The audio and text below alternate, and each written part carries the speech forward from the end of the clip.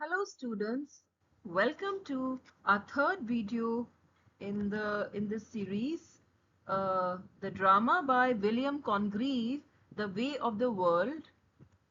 And I'm Dr. Anjali Singh Chauhan, and I will be taking you through with this third video where we will discuss the characterization in this drama. The first character that we will have a look at is Mirabell. Mirabell is a hero of the play. He is a typical restoration view. He's clever, cynical, and polished. From the very beginning, he comes across as someone who is capable of shrewd planning, but who never trusts anyone entirely. Does he make sure that Waitwell gets married to Foible before he embarks on the project of duping Lady Wishfort in disguise, lest the servant betray him under temptation? So protagonist means जो main character है इसका, जिसके around story है, he is a positive, supposedly positive hero है, restoration hero है, एक typical restoration का hero है. रेस्टोरेशन जैसा कि हमने अपने फर्स्ट वीडियो में डिस्कस किया था, the first video of the Way of the world, time when Charles II was restored to monarchy on the English throne. तो उस जमाने में जो हीरो होते थे वो कैसे होते थे, ये मीराबेल जो है एक टिपिकल उसको रिप्रेजेंट करता है. क्या क्या उसमें खासियत थी या क्या क्या उसके ट्रेट्स थे? क्लेवर, बहुत चतुर था. Cynical, again very shrewd. Polished, बहुत अच्छी मैनर्स थे. हमें ऐसे लगेगा इतना अच्छा मैनर्स है इस पर्सन में कि हम इससे बात करें, इसके साथ हम कनेक्ट हो. ही वॉज, उसमें ये खासियत थी कि वो एक बहुत चतुराई से कोई भी प्लानिंग करते थे और इस तरह से प्लानिंग करते थे कि जो वो चाहते थे वो उन्हें हासिल हो जाता था. इसमें उनकी चतुराई बहुत जरूरी थी, क्योंकि कई बार इसमें आपको दूसरों के साथ बुरा भी होना था अपने फायदे के लिए. इसमें आप दूसरी चीज ये है कि मिरेबल जो है वो किसी पर भी विश्वास नहीं करते थे, पूरी तरह से विश्वास नहीं करते थे. अब जैसे ये प्लानिंग थी, इनकी जो चतुराई से इन्होंने प्लानिंग की, उसमें इन्होंने निश्चित किया कि इनका जो नौकर है वेटवेल, जो इनका नौकर है, वो पहले लेडी विशफोर्ड की जो नौकरानी है फॉइबल, उससे उसकी शादी हो जाए. उसके बाद ही वेटवेल वेश बदलकर सर रोलैंड बनकर लेडी विशफोर्ड को लुभाएंगे ताकि वो उनसे शादी कर सके.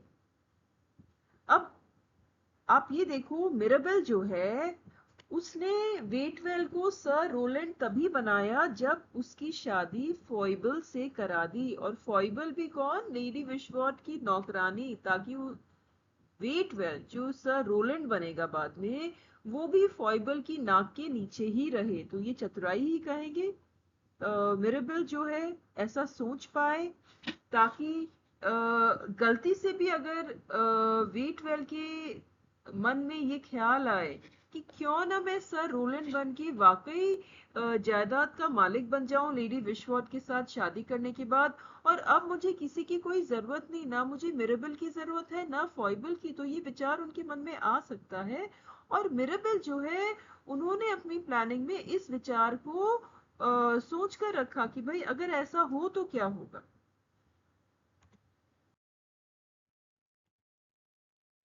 मिरेबल की पर्सनालिटी बहुत चार्मिंग है.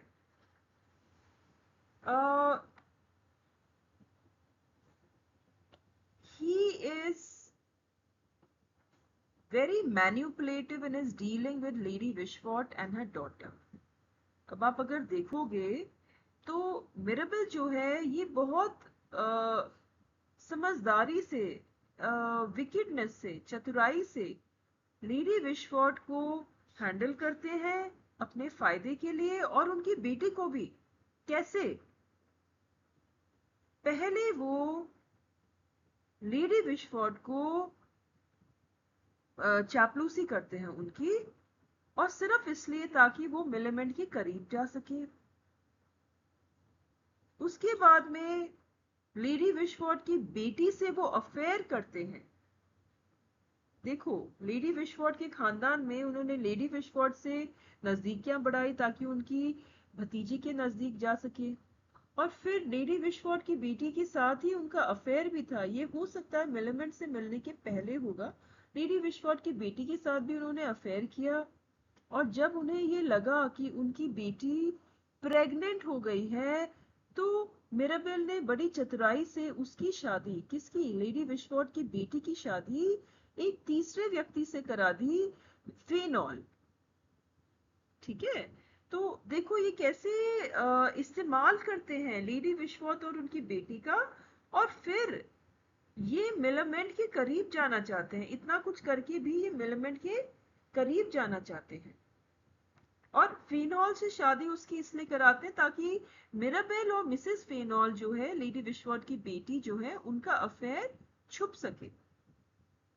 लेकिन इतना करने के बाद भी आप ये देखो कि मिराबेल जो है, he is desired by majority of female characters in the play despite his flaws. इनमें कमियां हैं, लेकिन फिर भी फीमेल कैरेक्टर्स इन्हें चाहती हैं। क्या कारण है इस चीज का? हम देख लेते हैं। सबसे पहला तो है इनकी पर्सनालिटी बहुत चार्मिंग है, सोफिस्टिकेटेड मैनर्स, बड़े मैनर्ड हैं, बड़े तमीज के साथ पेश आते हैं अपनी भाषा में, अपने व्यवहार में। ये इनमें एक और खासियत है कि ये अपना खुद का सेल्फ क्रिटिसिज्म कर सकते हैं। ही डज, खुद की ही जब खुद से बात करते हैं तो ये इन्हें एहसास है उनकी खुद की कमियों की, और उन्हें किस चीज की क्या जरूरत है, उन्हें एहसास है। जैसे कि एक सीन है, it is evident from the way he analyses his own feelings for Millamant before coming to the conclusion that he is truly in love with हर।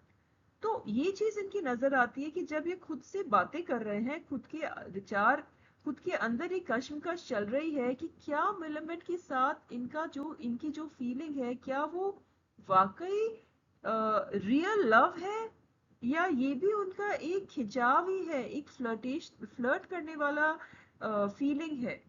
क्या वाकई वो उससे प्यार करते हैं? Is he truly in love with her? तो जब वो अपने आप से बात कर रहे हैं इस बारे में, तो यहाँ पर उनका सेल्फ क्रिटिसिज्म का पहलू नजर आता है। उसके बाद इनमें क्या खासियत है? he maintains his dignity and wit and self control despite being provoked by Millamant. अच्छा, ये क्या चीज है? जब ये मिलामेंट के साथ बात करते हैं प्रोविजो सीन में, तो मिलामेंट इनको बहुत भड़काती है, इसे इन्हें प्रवोक करती है। Despite being provoked by Millamant, he retains his dignity and wit in addressing her, and is able to convey to her the depth of his feelings without resorting to sentimentality। इसका मतलब ये है, बहुत ज्यादा भावुक नहीं होते हैं, ना बहुत ज्यादा गुस्सा करते हैं। इन्हें पता है मिलामेंट इन्हें भड़का रही है कि ये गुस्सा करें या कुछ और, गुस्से में आके कोई गलती करे, लेकिन ये अपने गुस्से पे काबू रखते हैं और उसकी उसकी चाल पूरी नहीं होने देते। अपनी रिस्पेक्ट मेंटेन करते हैं, मिलामेंट की भी, अपने आप को बहुत तरीके से पेश करते हैं, और उसकी हर बात का जवाब मिलामेंट की मजाक में देते हैं, और ज्यादा भावुक भी नहीं होते। मतलब एक बैलेंस बना रहता है इनका। इसके अलावा ये ये भी उसको जताते हैं कि भाई ये उससे बहुत प्यार करते हैं मिलामेंट से, और बहुत ज्यादा सेंटिमेंटल वो नहीं है। तो हम कह सकते हैं कि मिराबेल एक बहुत अच्छे जज हैं किसी भी कैरेक्टर के, किसी भी व्यक्तित्व के, और ये फेनॉल को भी बहुत अच्छे से पहचान जाते हैं कि फिनॉल की असलियत क्या है। बाहरी तौर पे वो बड़े अच्छे से पेश आते हैं, मगर असल में उनके अंदर क्या चल रहा है। इनमें कॉमन सेंस है, फोरसाइट है, और ये इनकी यही खासियत है, ये इनकी कला है, जिसके कारण ना मिलामेंट अपने जायदाद से जायदाद खोती है, या मिसेस फेनॉल जो है वो भी अपनी जायदाद नहीं खोती है।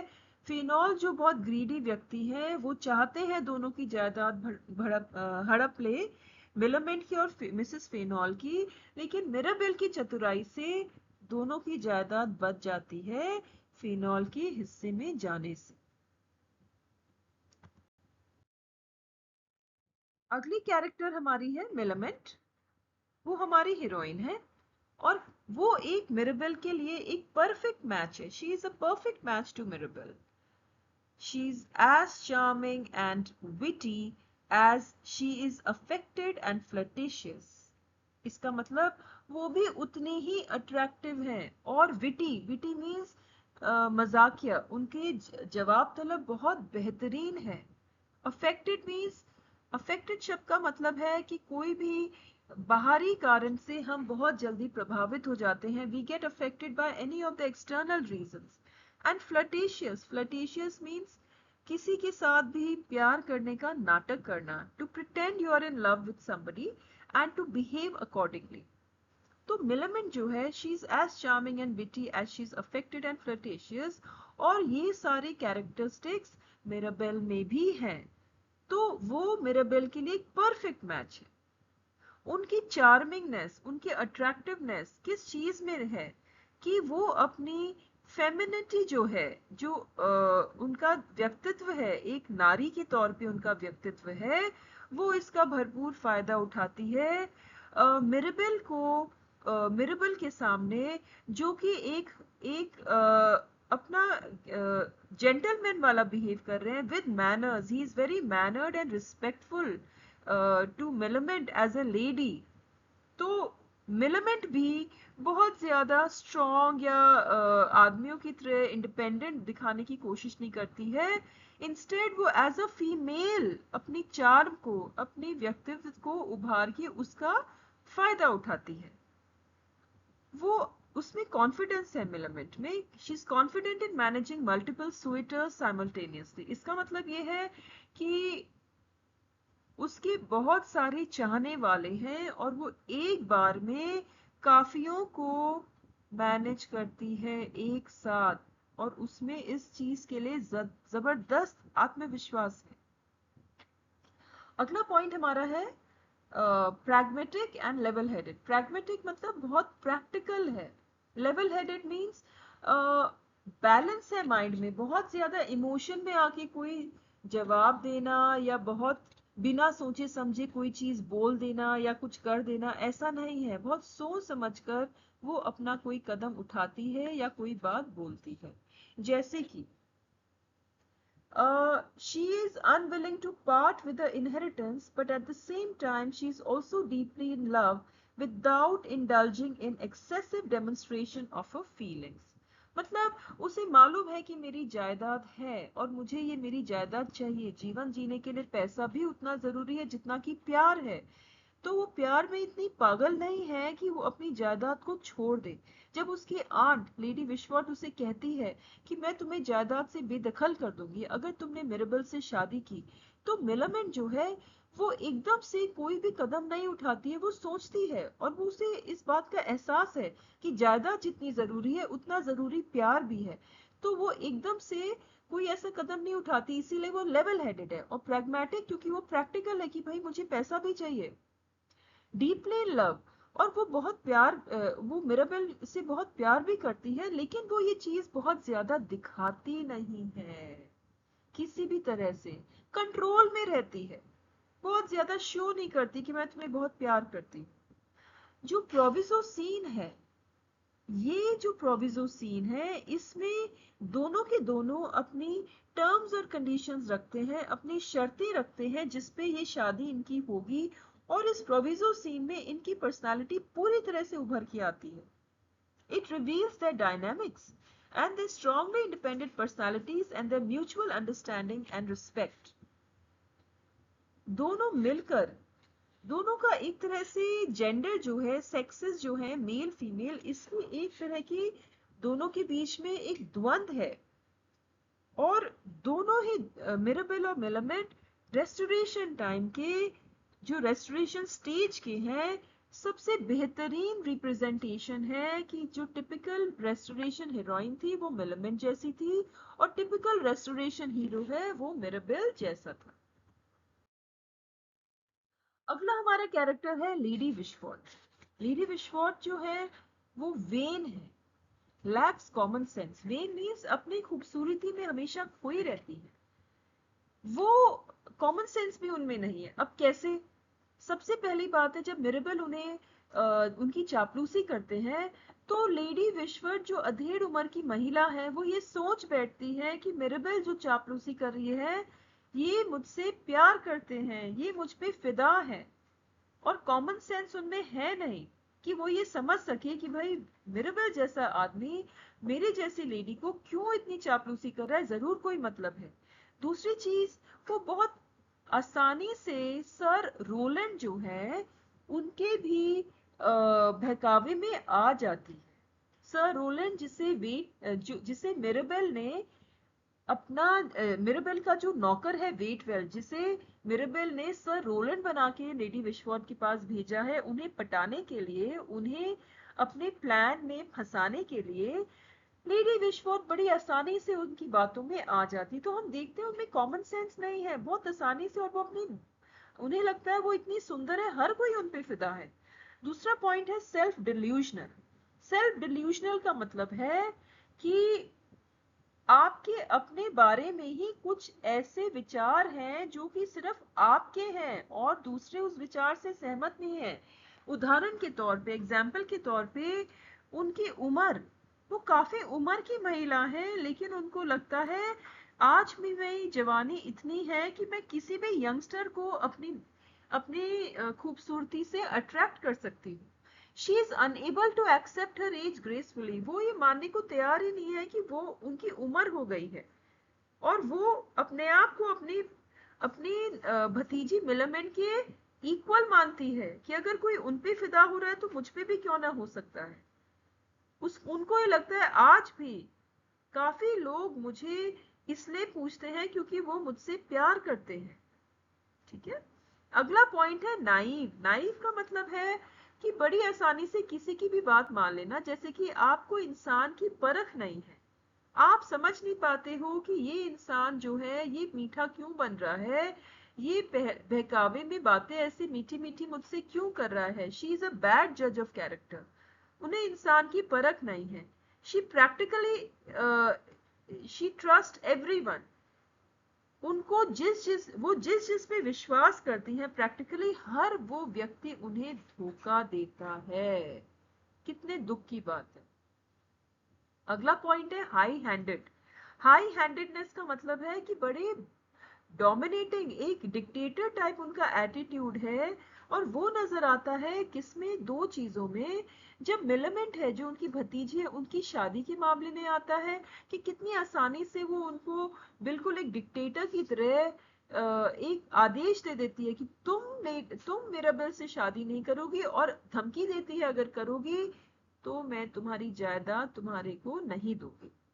दूसरा इनका तरीका दिखता है हमें, इनकी डिक्टेटरशिप टाइप बिहेवियर, फॉइबल, उनकी नौकरानी के प्रति, जिसे वो हमेशा बहुत ज्यादा तंग करती रहती है। तभी तो फॉइबल और मिलामेंट दोनों को वो ऐसा नाराज करती हैं अपने डिक्टेटर एटीट्यूड से कि उनको अपना दुश्मन बना देती हैं।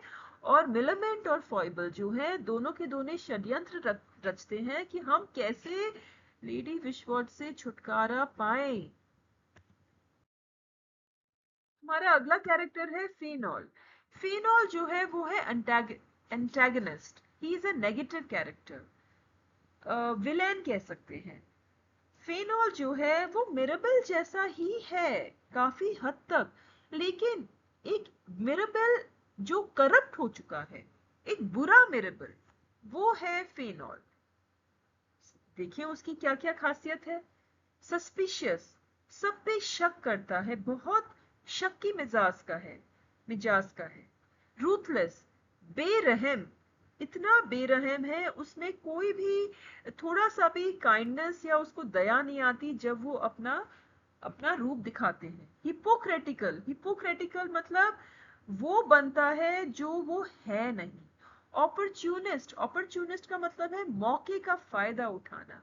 कैसे दिखती है ये सारी चीजें? सबसे पहली बात, मैरीज फॉर मनी, पैसे के लिए शादी करता है।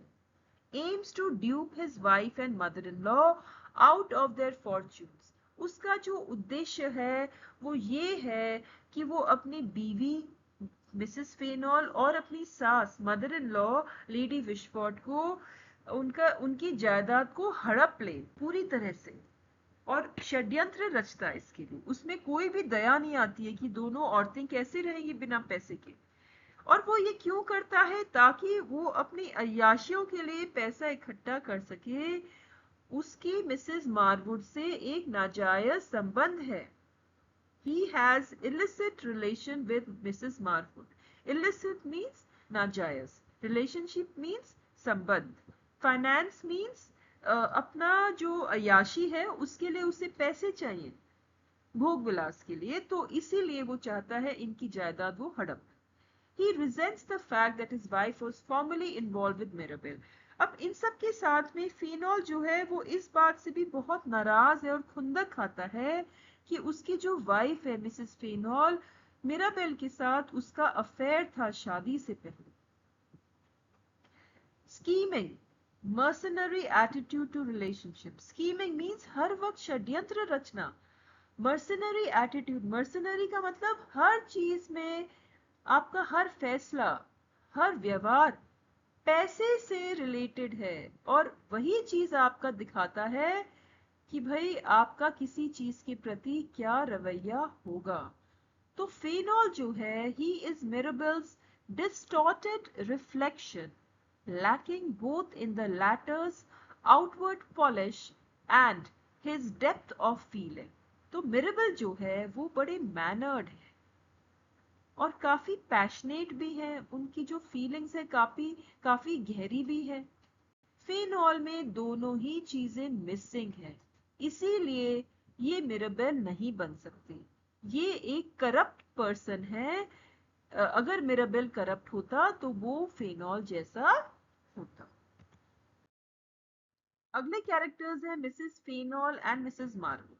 अब अगर हम देखें तो in contrast to the rich and powerful protagonists, they represent the precarious situation women with no financial means of their own faced in the male-dominated English society of the times.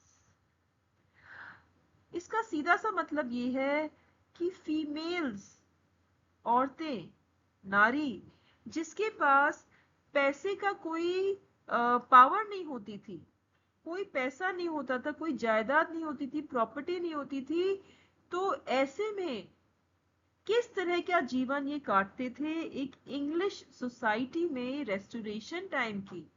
ये दोनों लेडीज उसको represent करते हैं कि इनकी अपनी कोई पहचान नहीं, पूरी तरह से ये निर्भर है आदमियों पे, और इसीलिए इनकी अपनी कोई भी इंडिपेंडेंट एग्जिस्टेंस नहीं है, और इसलिए और क्योंकि इनके पास पैसे की पावर नहीं है। ये दोनों लेडीज रिप्रेजेंट करती हैं status of females in the restoration society. अगले कैरेक्टर्स हैं वेटवेल एंड फॉइबल। दोनों के दोनों सर्वेंट्स हैं। वेटवेल मिराबेल का सर्वेंट है, फॉइबल लेडी विशफोर्ड की सर्वेंट है, और दोनों के दोनों अपने मालिक जैसे ही हैं, लेकिन एक लोअर क्लास की, क्योंकि दोनों नौकर हैं। सबसे पहली बात, दोनों का उद्देश्य जीवन में है सेल्फिशनेस, की हर चीज में अपना फायदा देखना। वेटवेल wants to make enough money to be able to retire to the country. वेटवेल का उद्देश्य ये है कि मैं ज्यादा से ज्यादा पैसा कमाऊं ताकि मैं अपने गांव जाके चैन की जिंदगी जी पाऊं, रिटायर हो जाऊं, मुझे किसी के लिए काम ना करना पड़े। और फॉइबल जो है वो भी लेडी विशफोर्ड की जो डिक्टेटरशिप वाला बिहेवियर है उसको सिर्फ इसलिए बर्दाश्त करती है ताकि वो कुछ पैसे इकट्ठे करके वो भी इस सब से फ्री हो जाए। अपॉर्चुनिस्टिक, दोनों के दोनों अपॉर्चुनिस्टिक है, मतलब मौके का फायदा उठाना। तो वेटवेल एंड फॉइबल जो है, they offer a humorous mimicry of the ways of the world their masters inhabit. तो ये भी वही चीजें हैं जो दोनों के मालिक जो दिखा रहे हैं, जैसे लेडी विशफॉर्ट है या मिरेबल है, दोनों भी अपॉर्चुनिस्टिक है। अगला हम देखते हैं कुछ माइनर कैरेक्टर, सेकेंडरी कैरेक्टर, जैसे यंग विटवुड एंड दूसरा है पेट्यूलेंट। ये दोनों ही foolish man trying to imitate the rakish ways of their superiors. ये दोनों ही यंग हैं, जवान लोग हैं और गांव से आए हैं, और ये दोनों के दोनों कोशिश करते हैं कि हमारे जो सीनियर्स हैं या फिर शहरी लोग कैसे रहते हैं उनकी ये नकल करते हैं, और उसी में सारी मजाक वाली सिचुएशन पैदा होती है कि कैसे ये उनकी नकल करते हैं। दोनों में ना कोई मजाक करने का कोई अंदाज है, ना कोई कॉमन सेंस है। इसीलिए इनकी हरकतों से, इनकी व्यवहार से, इनकी बातों से सबसे ज्यादा ह्यूमर उत्पन्न होता है, मजाक उत्पन्न होता है। और अगली कैरेक्टर है सर विलफुल विटवुड। ये एक पैसे वाले व्यक्ति हैं जो कि गांव में रहते हैं, बड़े शांत स्वभाव के हैं, बड़े सॉफ्ट हैं, ये इनमें भी काफी मैनर्स हैं, और ये इज्जतदार इंसान है। और ये इसलिए जाहिर होता है क्योंकि ये जैसे मिरेबल से पेश आते हैं या मिलेमेंट से पेश आते हैं, उसमें नजर आता है कि ये एक बहुत इनमें ऑनरेबल और सिंपथेटिक है। जैसे ऑनर मीन्स हर किसी की रिस्पेक्ट करना, सिंपथेटिक मीन्स थोड़ा सा अपने किसी के प्रति हमदर्दी रखना। सिंपथेटिक मीन्स बीइंग हैविंग हमदर्दी। और ये है Sir Wilfull Witwoud. Now we have come to the end of our slide, and हमने अपने इस डिस्कशन में कैरेक्टर्स को थोड़ा सा इनके बारे में बात की है। The Way of the world के कैरेक्टर्स विलियम कॉनग्रीव का ड्रामा है, रेस्टोरेशन एज का है। हमारे हीरो जो है मिरेबल, हमने उनको डिस्कस किया। हीरोइन जो है मिलामेंट, उनको डिस्कस किया। लेडी विशफोर्ड को डिस्कस किया। फिनॉल को डिस्कस किया जो एंटेगनिस्ट है। और फिर जो माइनर कैरेक्टर्स हैं जैसे कि Mrs Fainall, Mrs Marwood, servants Waitwell and Foible, young Whitwood and Petulant and Sir Wilful Whitwood, हमने इन सब को डिस्कस किया। इसी के साथ हमारा ये डिस्कशन खत्म होता है इस स्लाइड में, इस वीडियो में। और हम अगले अपने वीडियो में डिस्कस करेंगे इसी ड्रामा का थीम। क्या थीम्स हैं?